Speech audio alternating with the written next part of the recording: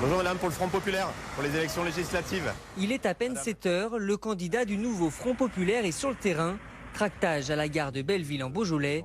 Méconnu, ce conseiller municipal veut s'adresser aux électeurs. Il faut qu'ils regardent si leur vote doit aller à quelqu'un qui promet s'en tenir ou à des forces de gauche qui ont toujours soutenu le progrès social et quand ils étaient aux manettes, ont fait que les avancées sociales ont réellement été mises en œuvre. Dans la 9e circonscription, le Rassemblement national est arrivé en tête aux élections européennes.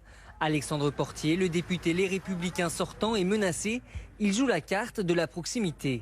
Moi je suis un Caladois, j'habite Villefranche-sur-Saône, j'ai grandi ici, ma famille vit ici, je connais le quotidien des habitants de ce territoire. J'ai bataillé pendant 2 ans pour défendre nos classes dans nos villages, j'ai bataillé pour préserver les emplois, j'ai été présent auprès d'entreprises comme Titan quand ils ont eu des difficultés. J'ai été sur beaucoup de sujets de ce territoire, on a ouvert des maisons de santé avec le département et la région. À Villefranche-sur-Saône aussi, on tracte devant une gare. Cette fois, c'est le candidat du camp présidentiel, Antoine Laurent. Son parti était au second tour en 2022.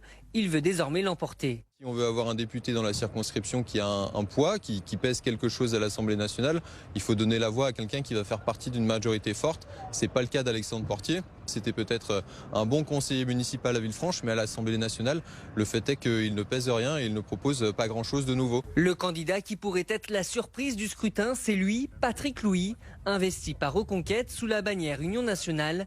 Ce proche de Marion Maréchal veut être le candidat de l'Union de la droite. Dans cette crise majeure, il faut prendre des gens qui décident et surtout il faut reconstituer une grande majorité à droite. Et cette majorité à droite ne peut pas se faire en diabolisant 35% des Français. Il ne reste que 10 jours aux candidats pour convaincre les habitants du Beaujolais. Et je vous propose de découvrir la liste complète des candidats pour cette 9e circonscription du Rhône.